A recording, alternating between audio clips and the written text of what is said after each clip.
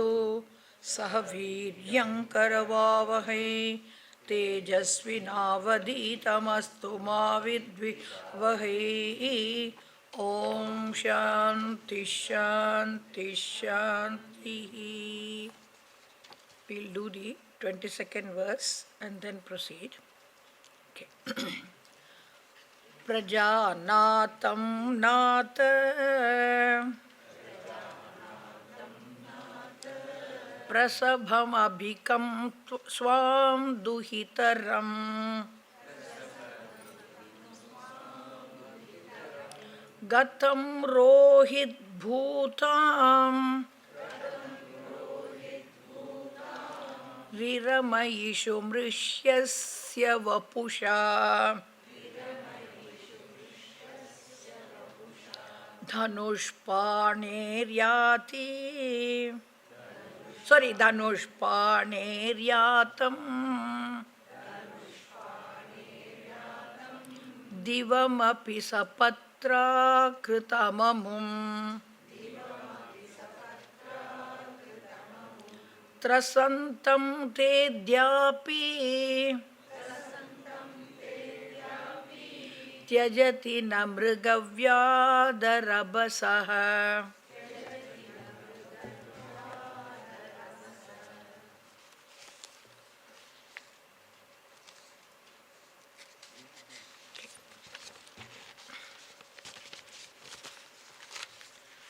So, again there's a story here. So, Brahmaji created the 10 Prajapatis. Then Sandhya Devi was created. So, Sandhya Devi was created with a beautiful form. Okay. Then out of Brahmaji's mind, so was born Kamadeva. That's why he is called also Manoja. Okay. So Kamadeva asked Brahmaji, what should I do? What is the purpose for which you have created me? Then he was given those 5 arrows, and then he was told, your job is to excite the minds of people. Okay. So on all the devas, including all the Trimurtis also, and all the human beings, so they will not be able to resist the power of your arrows. Okay. So this was what was told to Manmatha. So immediately what happened was, Manmatha wanted to try out whether the arrow is working or not. So he started trying it on Brahmaji himself.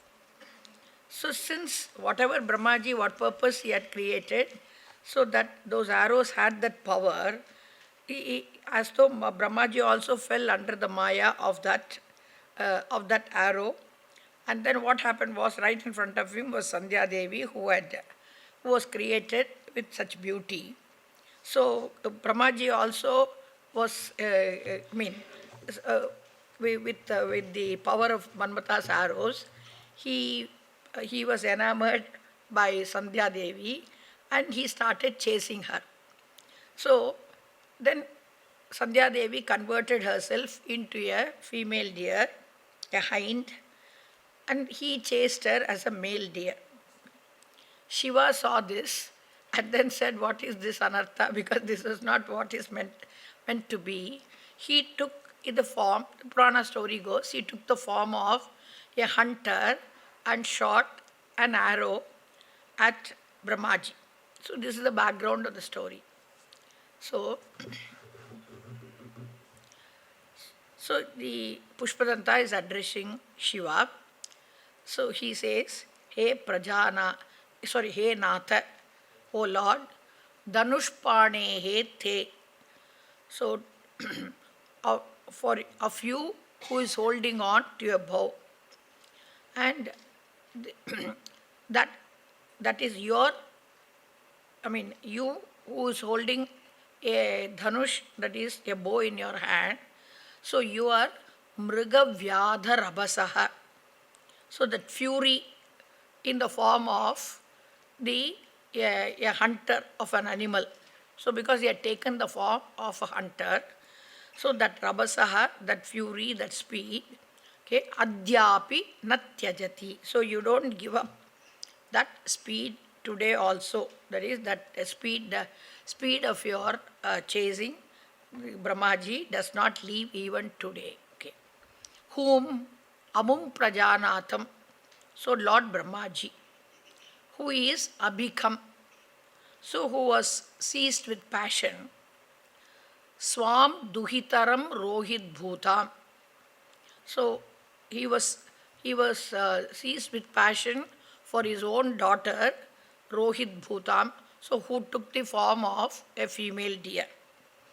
And then what happened? Rishyasya vapusha prasabham riramayishum gatam. So here we should understand even Brahmaji fell under the veil of this Maya, and therefore this happened to him. And that he took the form of a male deer, a stag, Rishyasya vapusha, in the form of a Rishya, a male deer. And prasabham riramayushum gatam. So forcibly he wanted to go chase her and enjoy her.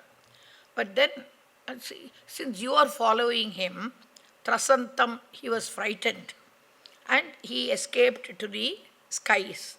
So divam yatam. So because you are chasing him and then you hit an arrow against him. So he was frightened and then he went off to the skies, towards the heavens. Sapatra kritam. Even though he was pierced by an arrow shot by you, but then he just escaped to the skies. Okay. So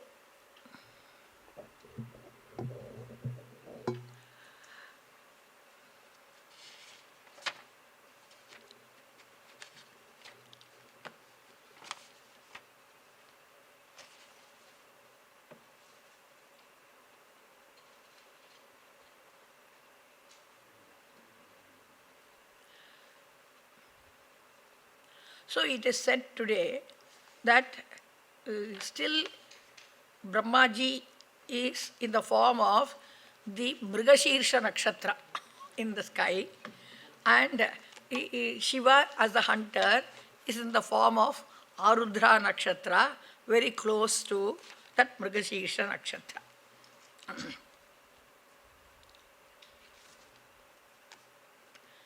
So the story is not to point out Brahmaji's passion or fault, but and to sort of condemn him. But number one, it is to praise Shiva, Shiva's dispassion and Shiva's compassion also, because he wanted to save Brahmaji. That is why he went after him before he could commit any mistake. So he went after him. Okay. So before the passion could express outside, so he caught hold of him. Okay. And here again the story is to show it is not that Brahmaji is susceptible to passion, but to show that it is even the Tribhurtis can sometimes be affected by Manmata because of the Maya Shakti. That's all.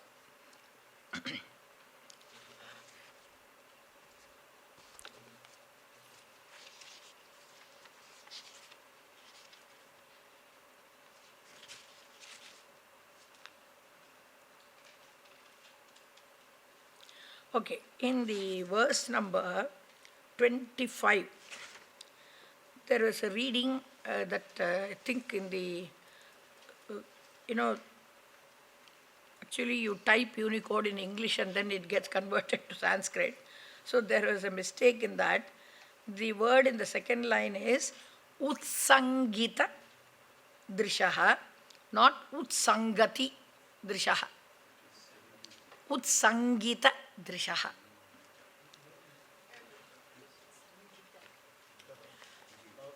And somebody pointed out another mistake also in the 10th shloka. So Utsangita instead of Utsangati, Utsangita. And incidentally, as you are correcting it, go to the 10th shloka.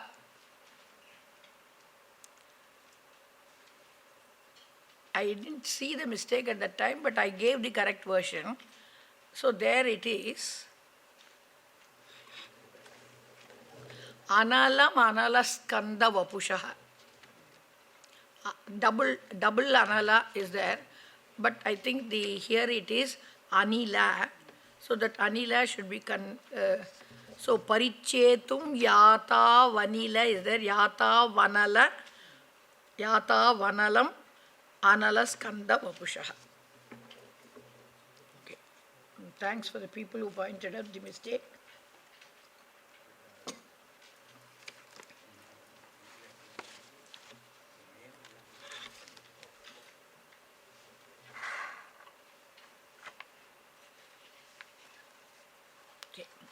I'll just cover off this.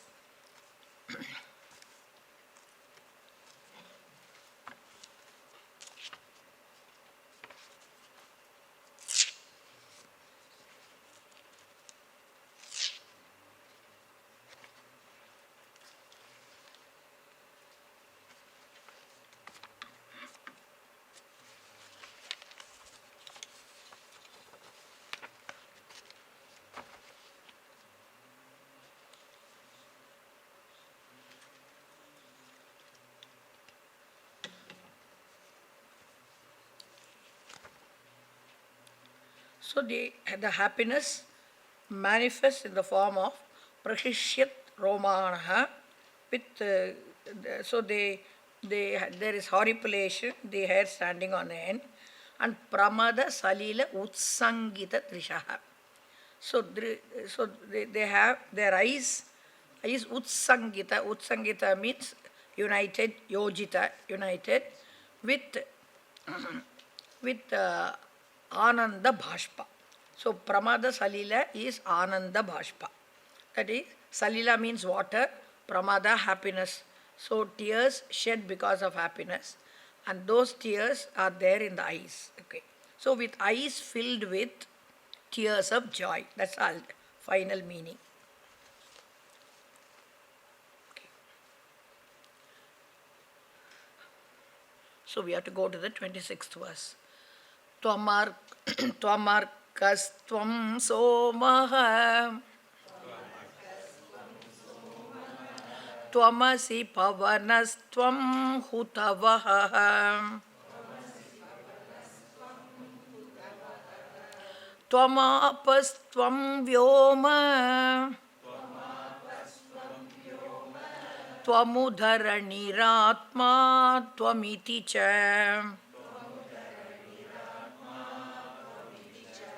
Parichinnāmevam Tvayi parinatabi bratigiram Na vidmastattatvam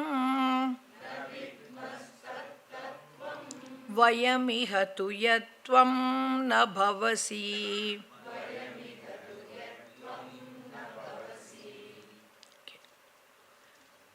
Here, Pushpadanta is pointing out that Shiva is Sarvatma. He is the Atma of everyone. He is Sarva Vyapi. So he pervades as the material cause into everything.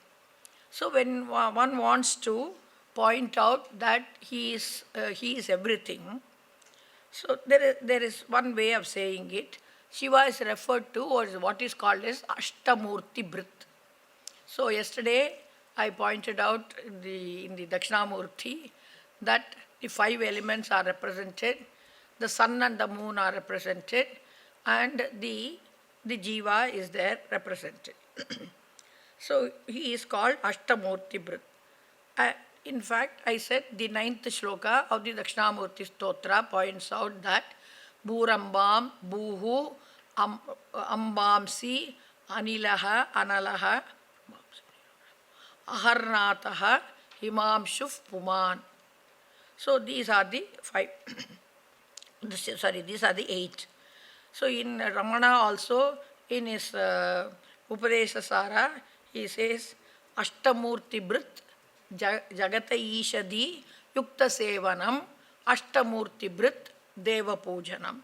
So you look upon the whole Jagat as a manifestation of Ishvara and serve him. And in order to understand that he is everything, the universe is, the entire universe is his manifestation.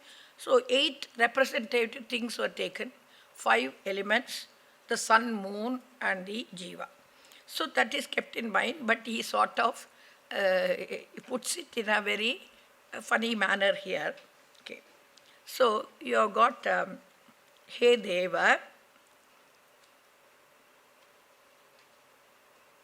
Okay. Parinataha. Okay. Giram Bibrati. So in the third line you have got Parinataha Twayi Giram Bibrati. Okay. So that is those people, Parinataha means whose minds have undergone a change. They have the buddhi has matured. So it is supposed to have gained the knowledge of what is the truth. Okay. And so they seem to understand that you are Sarvatma, and they hold on to these words with reference to you. So what are these words? So that you are the Ashtamurti Brit. And how do they express it? Tvam Arkaha, you are the sun. Tvam Somaha, so you are the moon. Tvam Arkaha Asi, that Asi word has to be added everywhere. Tvam Arkaha Asi, you are the sun. Tvam Somaha Asi, you are the moon. Tvam Pavanaha Asi, you are the wind. Tvam Hutavaha. Interesting words. Pavana, it means something that purifies. So with one verb called pu, to purify, the wind is called Pavana and the Agni is called Pavana. Because wind also, when it blows away. In fact, when you use your vacuum cleaner, etc., you either suck or you blow away the dust. So it can purify. Agni also can purify. So here the word Pavana, all of you are very familiar with Pavana. Sutta Hanuman ki Jai. Everybody is so used to it. So Pavana means wind. Okay. Tvam Hutavaha. Agni is called Hutavaha. So Agni is called the messenger, or rather the courier, not messenger, the courier for the gods. So whatever oblation, whatever offering you give into the Agni, if it is Agneya Swaha, it becomes Huta book. So it takes for itself what is offered. And when you are saying Indraya Swaha, Varnaya Swaha and all those things, it carries the service to the respective deity. It vah to carry. From vah to carry only you got the word Vahana. So it carries Hutavaha. Whatever is Hutam, whatever is offered into that Agni, it carries. So Tvam Hutavaha, see, you are Agni. Tvam Apaha. See, when particular words are used with reference to these elements or with reference to anything, that word may have a special meaning. That is why it is that is one of the Panchabhutas or whatever is called in that way. Sometimes in that context, that particular meaning becomes relevant. But here just Utavaha, here the stress is not on that it carries or what is offered. It is just referring to Agni. Same thing. Pavanaha also just it refers to the wind, air. Tvam apaha asi. So you are the waters also. Tvam vyoma asi. Vyoman shabda. Oh, vyoma asi. So you are the space. Twamu, that u is just a particle with no meaning. You stress, that's all. To emphasize something, you are dharanihi. You are the dharani. Earth is called dharani because it bears the weight of everything. Okay. Dharati iti dharani. Then tvam atma asi. So atma here, the individual, the jiva. So in some places it will be referred to as the Yajamana, that is again the Jiva. So here, Tvam Atma. Atma here is not Sachidananda Atma, it is just the Jiva. Okay. Evam Parichinnam Giram Parinataha Tvai Bibrati. With reference to you, when they actually want to indicate your Sarvatma, you are all pervasive. But what happens is, in trying to express it, they are expressing it as though you are limited only to these 5 things, as though you are not present in other things. So, Parichinnam Giram Bibrati. They talk about you as, limited to these 8 things. Whereas, we here, so Vayam Iha, we are not that great people with, enlightened buddhis. We are ordinary people. But so we don't talk in big words that you are there in these 8 things. All that we can say is, na vidmaha. Here with reference to this, na vidmaha, we do not know. Okay? Tat tattvam, yatitvam na bhavasi, tat tattvam na vidmaha. All that we can say is, like yesterday I was telling you, I'll elaborate on that. All that we can say is, there is nothing which doesn't hold your tattva. So,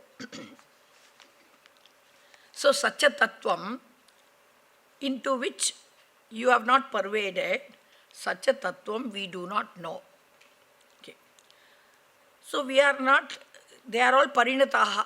They are all people whose minds have been, changed, enlightened. We are only aparinitaha. That word is not here, but I am just saying it's the opposite. So we only know that there is nothing in this earth in which form you are not there. So like yesterday I told you, so even this all-knowing, when I say yesterday, it may not be yesterday, it may be even day before yesterday, what I say. So when we say all-knowing, we don't even know what is all. I said we can only say there is nothing Bhagavan doesn't know. There is nothing that Bhagavan is not capable of. There is nowhere that Bhagavan has not pervaded. So that's what he is saying. I do not know of anything. We do not know of anything that you are not. That means you are the one who is everything. See, but then this particular way of saying that you are everything is put in, certain things alone are taken and said in order to show that the Lord is everything. Like if you take this Narayana Suktam, Sabrahma Sashivas Sahari Sendra Sokshara Paramaswarat. So you have got, he is Brahma, he is Shiva, he is Hari, he is Indra, so he is Akshara, Parama, Brahman, etc. So Ganesha Atharva Shishram, if you take, Tvam Brahma, Tvam Vishnustvam, Rudrastvam, Indrastvam, Agnistvam, Vayustvam, Suryastvam, Chandramastvam, Brahma Bhur Bhuvasuvarom.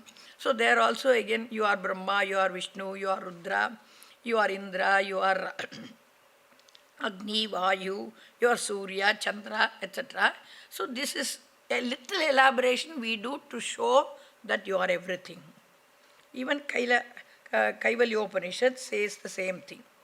Sa Brahma, sa Shiva, Sendra, Paramaswarat, sa eva Vishnuho, sa Pranaha, sa Kalaha, Agni, saha Chandramaha, etc.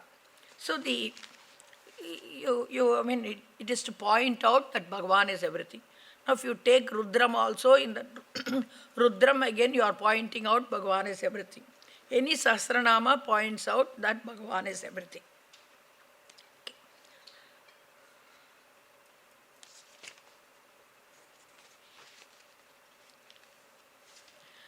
Okay, now, so next Pushpadanta wants to point out that the Om mentioned by the Shruti is aptly the name for Shiva. Okay. So this he is going to point out here.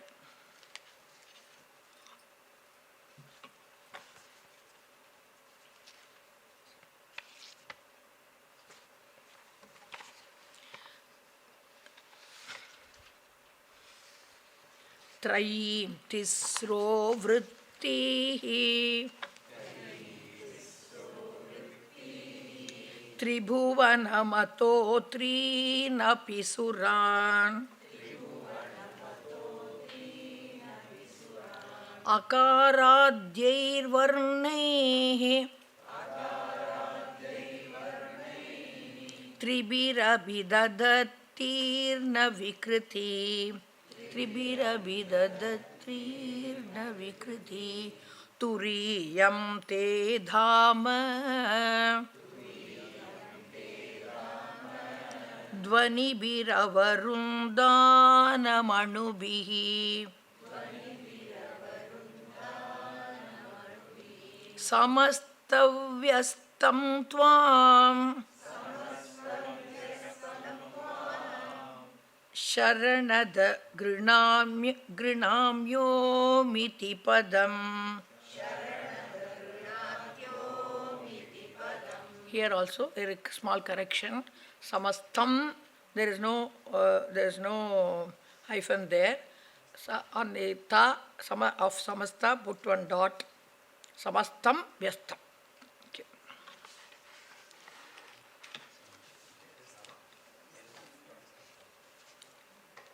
So, he Sharanada, so the one who offers refuge and protection to everyone. Om iti padam. This word Om, akaradhyaihi tribihi varnaihi.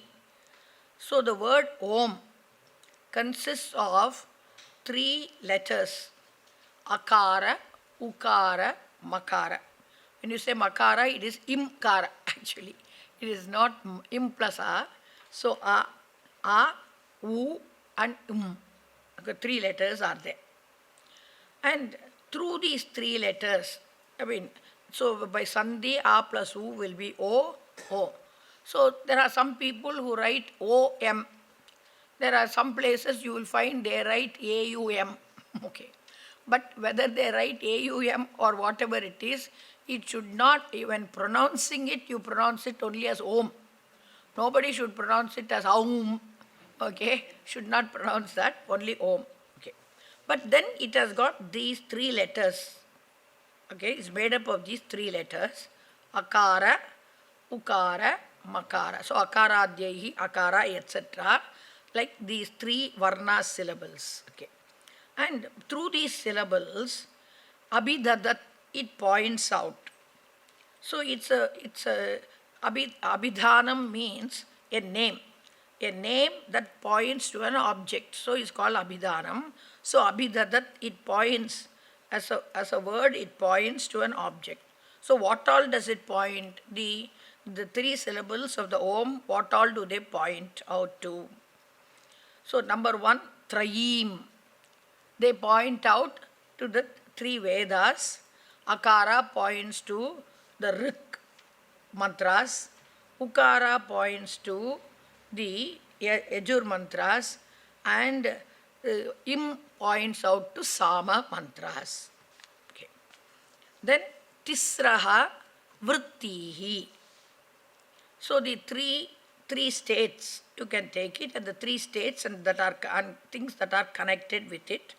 So there is Jagrad Avastha, Akara. So when you say A, you open your mouth reasonably. Then when you say you close your mouth. And when you say U, you can't say it is open fully, nor can you say it is closed. So it is in between. Now when you take it, see, in the waking state, you are fully awake. So you are fully awake to what is there in the outside world. In sleep, you are totally unaware of anything. In dream, you are partially aware in the sense that you are aware of only the projections of your mind. You are not aware of the external world. So the A refers to the waking state, the U refers to the dream state, and the Im refers to the sushupti or sleep state. Then automatically it refers also to the Atma which is called by a particular name with reference to these three states. At an individual level, the one who is awake is called Vishwa. The one who is the dreamer, the individual, is called Taijasa. And the one who is sleeping, the sleeper, is called Prajna. At the samashti level means total level if you take, then at the total level with reference to the waking state, the same Atma at the total level is called Virat. And at the dream level with reference to the subtle bodies, it is called Hiranyagarbha. And with reference to the sleep, the total Karana Sharira Abhimani is called Ishvara. So the Akara, Ukara, Makara refers to the waking state along with Vishwa and Virat. Then the U refers to the dream state along with Taijasa and Hiranyagarbha. And the Im refers to the sleep state with the Prajna and Ishvara. Then the Tisraha Vrittihi can also be taken as referring to the gunas, guna vrittis of the Maya, the three gunas. So, R refers to Sattvam, U refers to Rajas, and Im refers to Tamas. Okay. Then again, it refers to the Tribhuvanam, Akara, Ukara, Makara, refers to Tribhuvanam, the three worlds. Okay. So, Bhuhu, Bhuvaha, Suvaha. So, the A refers to the Bhuhu, the U refers to Bhuvaha, and the Im refers to Suvaha.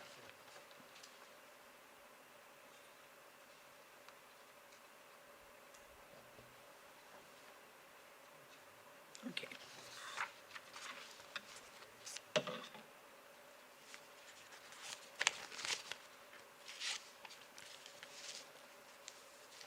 Then Ato means after, then it also refers to Trinapi Suran. So it refers also to the Trinity, the Trimurtis specifically. So two refers to Brahma, Vishnu and Maheshwara. Okay. Then in this way, Vyastam Tvam Granati. So through the three syllables, so the Omkara, through the separated syllables, it refers to all these things. So Vyastam, as separately, it refers to all these things. But now if you take the Om as one thing, Samastam means together you take it as one thing. So then you can say it is derived from a verb called Av, to protect. And so there are some suffixes added to it, and finally it becomes Om. And the Om simply means protector. So in that way again also it refers to you as the protector. Samastam, it refers to you as the protector. Now Anubihi, Dvanibihi, Avarundhanam. So through these three syllables, through these subtle sounds that are there in that Om, so when they are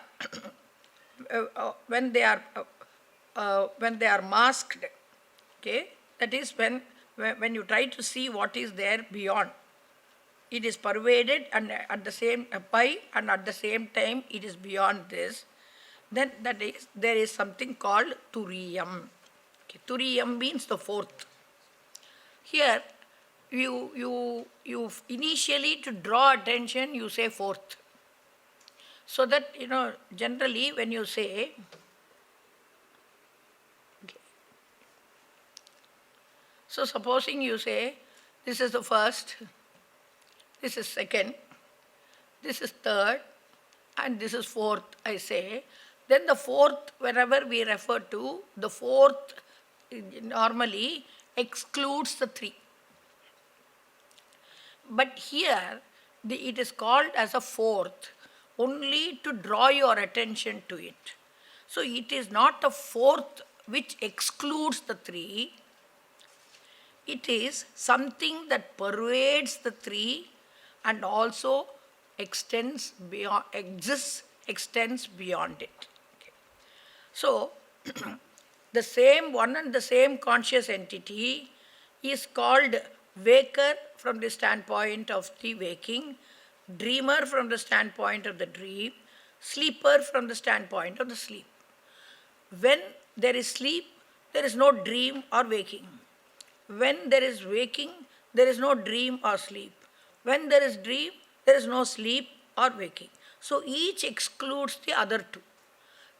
But by the same way, by the same logic, when one is a waker, he is not a dreamer or a sleeper. Sorry, here the sleeper is not the railway sleeper, the one who sleeps. Okay. So, then if a person is a dreamer, is not the waker or the sleeper. Then if the person is a sleeper, is not the waker or the dreamer. So each excludes the other two. Then that means, who is the person? Are you the waker? Are you the dreamer? Or are you the sleeper? So, because if you are one, you are not the other two. But at the same time, there is something called pratyabhijna that takes place. Pratyabhijna means, here I will explain it a little further, but before that I will give this example and then explain. Now, so yesterday you are awake, and then you are talking to somebody, etc., then you fell asleep. Okay. Then perhaps during the sleep, then you half woke up and you started dreaming. And in the dream, you continue as though to converse with the other person. And then again you fell asleep, and this morning you got up. Then you tell the other person, yesterday I was talking to you. Then I don't know when I fell asleep. Then in the dream, I thought I was talking to you. And then the dream went away, and then I went out to sleep, and today I am awake. That means the one who is awake now recollects the fact that yesterday there was waking, then after that there was dream, there was sleep, and then there was dream. And not only he recollects waking, dream and sleep, he recollects I was the one who was awake, and the same I was the one who went to sleep, the same I had the dream, and the same I now is awake. So, that I am awake now is something right now happening. The other three are recollection, remembering.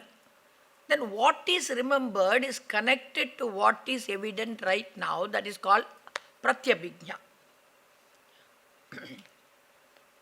For example, if you just say, okay, anything I am just saying, this has been lying there in this table. So, then you find that, it's missing for a while. Then after that, if you see this, you're saying, oh, there was one green container with something there. I saw it 2 days ago. Now the same thing is here. When you say the same thing is here, it is here when you say you are perceiving pratyaksha right now. When you say, I saw it 2 days ago, then that means now you are recollecting. So when you connect a present experience with a past experience recalled as a memory, that is called pratyabhijna. Memory by itself, it's only supposing you just say, I saw this box 2 days back here. It is just memory. I am seeing it now, it is just present experience. But the same thing I saw 2 days ago is what I am seeing now. It's connecting the memory to the present experience. That is called pratyabhijna.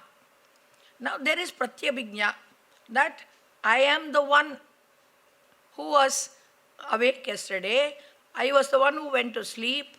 I was the one who dreamt. I am the one now who is awake. then are you the waker, or are you the sleeper, or are you the dreamer? Because each time when you are playing one role, the other two roles were not there. So now we understand that I am the same because I am able to remember and connect it with this present experience. I was the waker, I was the dreamer, I was the sleeper, but I am not absolute waker, absolute sleeper, absolute dreamer. I am in and through all these things and yet outside and beyond. So that means as though it is a fourth entity. But really it's not a fourth entity excluding the three. It is the entity which is in and through at the same time outside or minus the. So while the sleeper was myself, I am not the sleeper. While the dreamer was myself, I am not the dreamer. While the waker was myself, I am not the waker. This understanding, for that it is called Turiyam, the fourth one. Okay. So when you look at it, that is, when you look at it beyond the three syllable sounds that are there, then what is there is the Mandukya Upanishad will point out amatra. So when you say Om, after that before another Om, that's a silence. It's called amatra. Om, Om. So there is a silence. That silence is the fourth one. So when you are talking in terms of Om as a word referring to Ishvara, referring to your experiences, then you are saying the fourth thing is amatra. And then it points out to this. So at the individual level, the fourth one is one who is what shall I say, in and through all the three states and beyond it. And same thing at the total level also, it is something in and through all these things and then something beyond it. So you are the fourth one. Okay.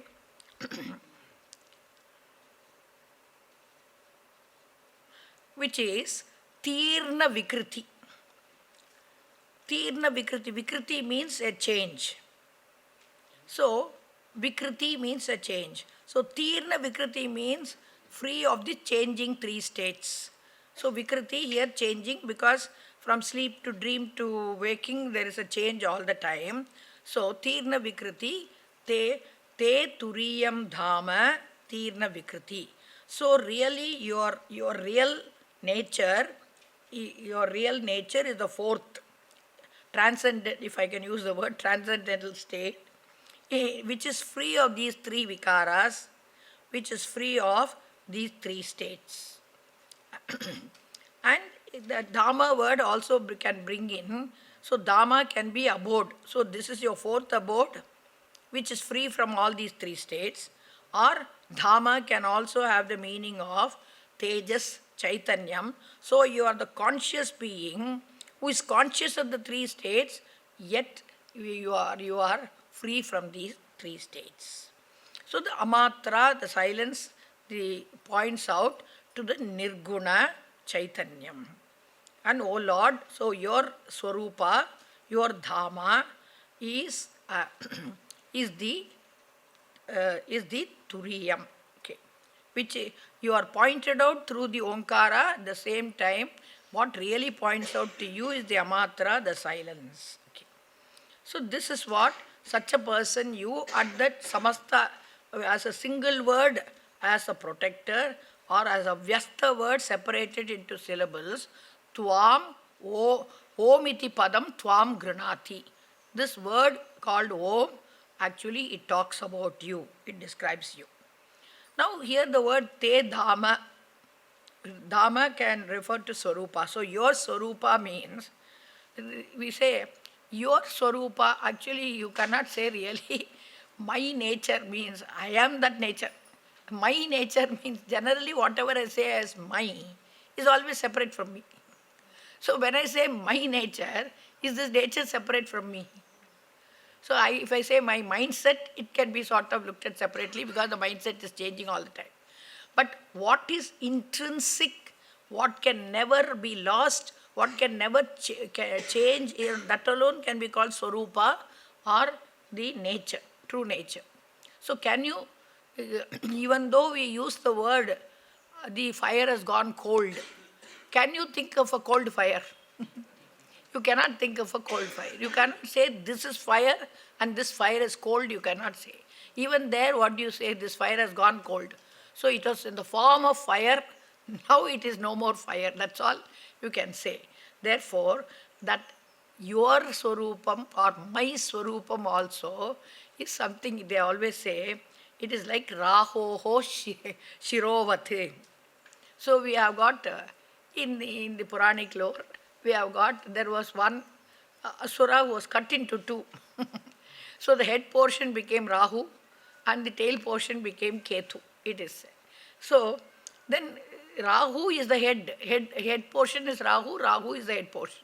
So then Rahu's head means, is there any other part for you to say Rahu's head? So this just used there. So your Dhamma, your Swarupam is this.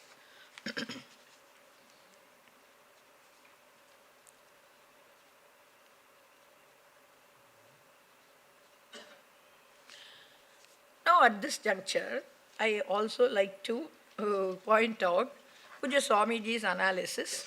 One way of analyzing, he will say. Now, this Om is called the Abhidhanam, the name, and Brahman is Abhideyam, the object that is referred to by the word. Because any word, so there is an object and the object has a name. Then you say flower, the flower has this as an object. So the word and the name and form are always connected. You think of the name, you think the form automatically comes into your mind. You think of the form, the name always comes to your mind. So Om, how to give a name to Ishvara who encompasses everything. So supposing you say everything is Ishvara, then you have to, they say somewhere in Ireland or Scotland you have got a word which is the longest word. I don't know. I don't remember. They say a big word. So like this, now you have to have a word with all the words in the dictionary put together as a name for Ishvara. Who will pronounce it? By the time you pronounce it, you yourself may not be there. Therefore, it should be a short and sweet name. At the same time, it should include everything. Therefore, now look at this. Every object is referred to by a word. Every object that you know is a name, and that name is a word. And what is a word? Word consists of syllables or letters. I'm using the word syllables, or better use the word varna as it's told. Because the moment you say letter, always your mind looks at the written form. Here it means the sound form. So any word is a combination of sounds. Okay. And the sounds are uttered by the mouth. And when you utter sounds, let it be any language, when you utter these sounds, when you open your mouth, in every language, in every country, and in every century or millennium, anybody opens the mouth, it is A. Alphabets may say alpha, beta, A, B, etc. Here in Indian languages, always the first letter is A. Okay. So let us leave it. The sound that comes out is A. You close your mouth. Close your mouth. So this is the sound. So all the sounds are produced between opening the mouth and closing the mouth. Any language. Then in between there are so many sounds. Varieties of sounds. That's why you have, so where should the, how much of effort should be there, where should the tongue touch, which place should it touch to produce this particular sound, etc. There is so much of discussion about all these things. But never mind all those things, whatever sound you produce is between opening the mouth and closing the mouth. That is why it is first thing that you are able to teach the baby and also achieve something from the baby is, so when you want to feed the baby, sollu, and then it opens the mouth. You put the food inside. And they say, challu, then it closes the mouth. That's why it can easily get amma first before appa. I mean, it will be a rare child if it says appa first before amma. So this is how it is. So now, if you take it, all, so all objects are referred to by words. All words are only combination of sounds. All sounds are produced only between opening the mouth and closing the mouth. Opening sound is a, closing sound is im. So supposing you produce a sound with your mouth half closed and half open is oo. Therefore, between a, oo and im, all sounds in all languages in all dialects can fall into this. That means all sounds are included in om. Therefore, it can refer to all objects. So, om is the linguistically the most beautiful name for Ishvara. So, the other analysis we have seen here. So, we looking at it looking at the R referring to the gross body, U referring to the subtle body, the Im referring to the Karana, causal body. So, the Stula Deha, up to the Stula Deha, you are aware, you are functioning in waking up to the Stula Deha. In the dream, this particular physical body is lying down. It's not doing any function. Okay? These eyes are closed. This mouth is closed. You get a new body in the dream, which is walking about. You have got new indriyas in the dream, which are seeing and hearing things. So you have created a subtle body there. With the subtle body only you are functioning. And in sleep, this subtle body is also not functioning. So you are not aware of anything. But when you are not aware of anything also, you are aware of the fact I am not aware of anything. That's why the next morning you can get up and somebody asks you, hey, yesterday there was an elephant that came into the ashram and they cracked crackers. There was such a hullabulla. I slept peacefully. I did not know anything. Hey, if you did not know anything, how do you know that you did not know anything? So you are aware of the fact you did not know. So there is one awareness in and through the three states and which is also beyond. So that is what is the Om referring to. That is the fourth one. So compounded, it has got a meaning. As Om itself, as a protector, it has got the meaning. So we saw Saha, now Avatu. That Avatu word was there, Av, to protect. So from that only the Om comes. Okay. So those who are interested, you can break your head as to how that, from Av, how did Om come? So he says, Pushpadanta says, so Tvam Om iti padam granati. Looking at it from various angles, this Om refers to you alone. Okay.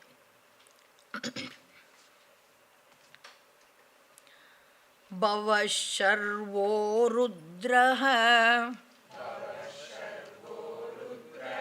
Pashupatirato saha mahan Tata bhimeshano iti yadabidanashtakamidham amushmin pratyekam pravicharati deva shrutirapi priyayasmai dhamne pranihita namasyosmi bhavate. So you may see in the bracket there is a na, because there is a two readings are there. Priyayasmai Namne or Priyayasmai Dhamne. There are two readings. So that Na within the bracket can replace the Dha. That, okay. Now, in the 26th shloka, we saw that Shiva represents, rather the five elements and the sun and moon and the Jiva, the Yajamana, they are the five aspects, okay, which represent Shiva. To refer to these things also, there are 8 special names. Daily in the morning, if you look for Narmadeshwara, they will be saying these names and doing the puja. And to Jnaneshwari, they will be doing the puja, they will add on. So, here is a Bhavaya Devaya Namaha, Sharvaya Devaya Namaha, Rudraya Devaya Namaha, Bhimaya Devaya Namaha, Pashu. Like that, you have got all these things. Then you go to Jnaneshwari, Bhavasya Devasya Patnei Namaha, Sarvasya Devasya Patnei Namaha, like that you will have. The order here is slightly different from what we say there, so that is not the point. So, the second line you have got Abhidhana Ashtakam Idam. So, Abhidhana means name, Ashtakam means 8, set of 8. So, Ashta means 8, but you say Ashtakam, set of 8. Pancha means 5. Panchakam means set of 5. Okay. Dasha means 10. Dashakam means a set of 10. Like this. So you have Abhidhana Ashtakam Idam. This set of 8 names for you. So what are the 8 names? Bhava is one name. Sharva is one name. Rudra is another name. Pashupatihi is another name. Ata, then Ugra is another name. Saha Mahan. Here you can take it. So these are the names along with the name Mahan. You can take it that way, or you can take it as Sa, Ha, Mahan. So you can, that is Sa, Ha means he alone is Mahan. Okay. Tata similarly, Bhima and Ishana. Bhima and Ishana together they have made a sandhi, so Bhimeshana and Bhimeshana, that is two dual case. Iti Abhidhana Ashtakam Idam. So these 8 names are there. And what are these 8?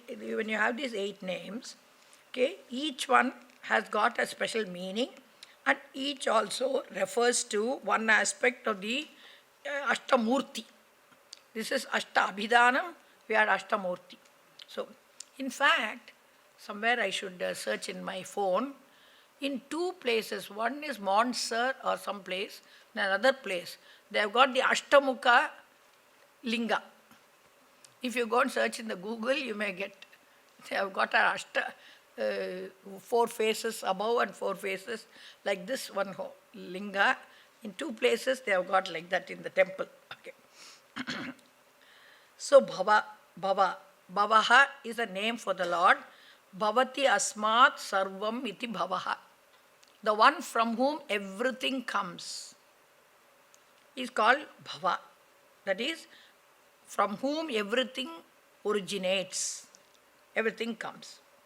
And this Bhava is supposed to represent the Jala aspect. Tvam Apaha, it was said, this Jala aspect.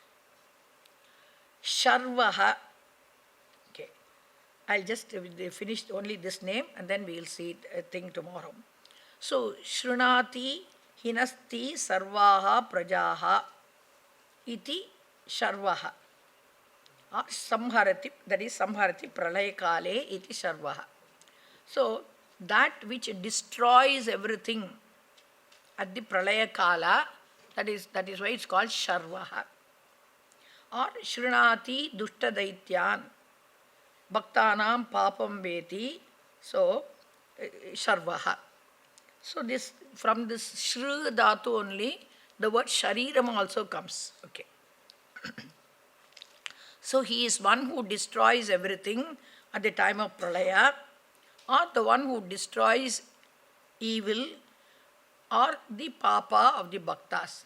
So the word Sharva refers to the bhumi aspect, the earth. Okay. Rudraha rodhayati sarvan shatrun iti rudraha, or rudam dravayati iti. We have got two meanings.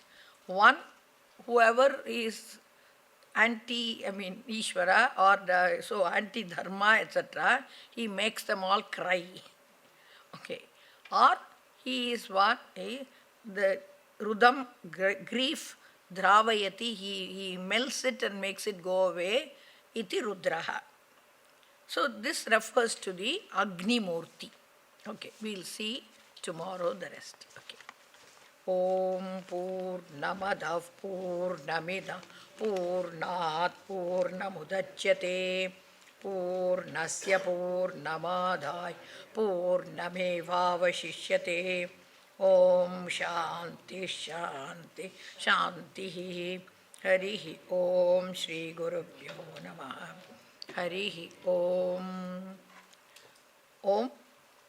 If there are no questions, I'll be continuing the text today so that we can finish it. The thing is, some shlokas look very simple, but when I get into it, I can't avoid saying what all I have to say. So some shlokas take much longer time to do justice. So we will perhaps continue tonight if there are no questions.